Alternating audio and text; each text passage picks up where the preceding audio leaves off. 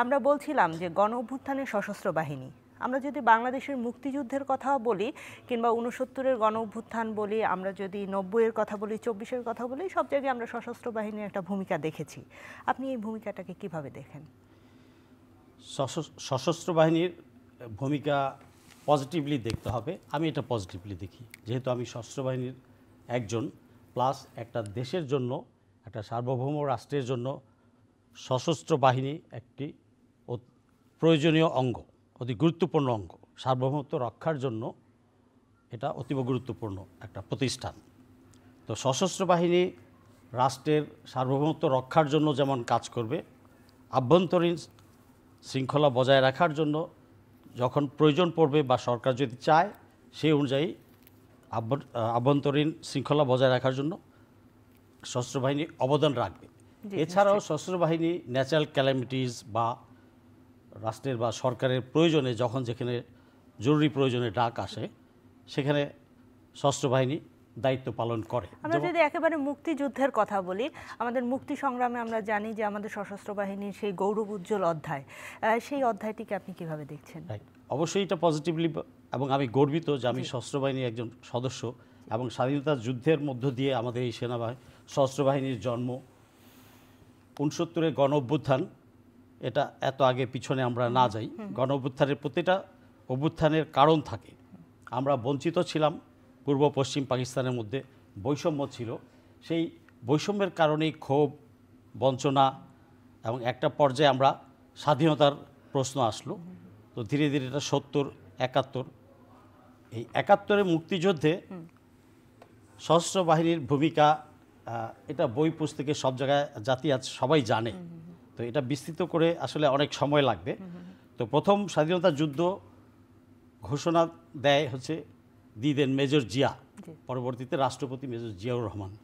অবশ্যই এখানে বঙ্গবন্ধু এবং অপর আমাদের পূর্বতন যে নেতারা আছেন, ভাসানী, তারপর বঙ্গবন্ধু, এবং তার আগে সরওয়ার্দী, ফজলুল হক, অবশ্যই পূর্বসূরি যারা, এটা ধারাবাহিকতা। সেই আমাদের ধারাবাহিকতার কারণে একটা সময় এসে বঙ্গবন্ধু স্বাধীনতা যুদ্ধের প্রেক্ষাপট তৈরি করেছেন আস্তে আস্তে, এবং পুরা জাতি একসাথে ছিল।